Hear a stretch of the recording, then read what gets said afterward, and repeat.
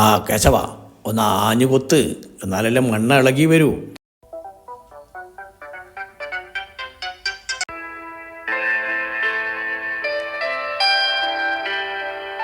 Hello Ramendra, നീ മണ്ണ് ഇളകി വരാത്തതിന് കുറ്റം പറഞ്ഞിട്ടേ എൻ്റെ മകൾ ഇതാ ഇളകി വന്നിട്ട്. ആ മണ്ണ് ഇളകി വന്നിട്ടില്ലെങ്കിൽ സാരമില്ല, നിന്റെ മകൾ ഇളക്കം തട്ടി വന്നല്ല.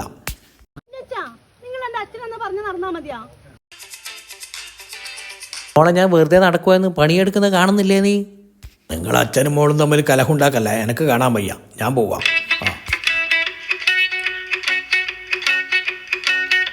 എൻ്റെ മോളെ, ഈ പണിയെടുക്കുന്നിടത്ത് വന്നിട്ട് നീ ഇങ്ങനെ കച്ചറി ഉണ്ടാക്കല്ലേ. വീട്ടിലെ സാധനങ്ങളെല്ലാം തീർന്നു, നിങ്ങൾ ഇങ്ങനെ കൊത്തിക്കൊണ്ടിരുന്ന നടക്കോ? മോളെ, കൊത്തിക്കൊണ്ടിരുന്നാലല്ലേ വീട്ടിലേക്ക് സാധനം വാങ്ങാനുള്ള പൈസ എന്തെങ്കിലും അയാൾ തരുള്ളൂ. നിങ്ങൾ ഇങ്ങനെ കുറെ കൊല്ലം ഇങ്ങനെ കൊത്തിക്കൊണ്ടിരിക്കുന്നത്, ദിവസം ദാരിദ്ര്യം കൂടുന്നല്ലാണ്ട് കുറയുന്നുണ്ടോ അച്ഛാ?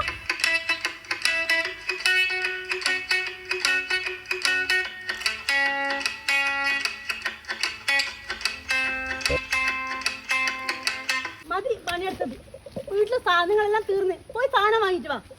ഇങ്ങനത്തെ ഒരു അച്ഛൻ. മോളെ, പണിയെടുത്താലേ ഇയാൾ കൂലി തരൂ. ആ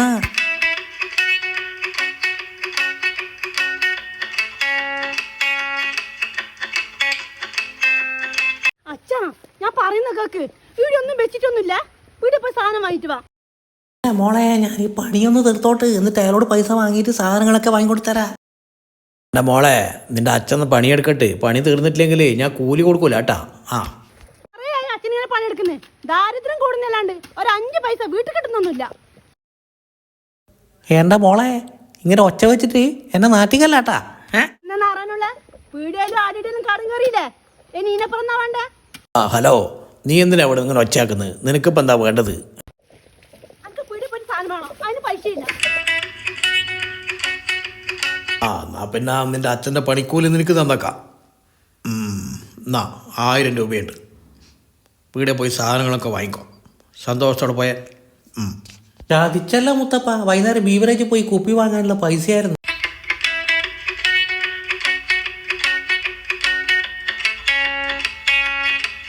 സന്തോഷമായല്ലോ, പെട്ടെന്ന് പോകാൻ നോക്ക്, നിന്റെ അച്ഛനിടെ പണിയുണ്ട് ഒരുപാട്.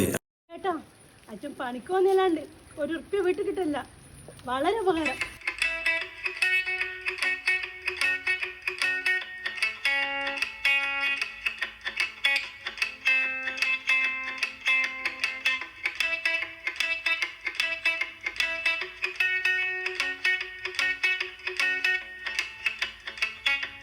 കേശവാ, നീ പണി നോക്ക്, മോള് കൂലി വാങ്ങിച്ചിട്ട് പോയി. ആ ഇനി പെട്ടെന്ന് പണി തീർക്കാൻ നോക്ക്.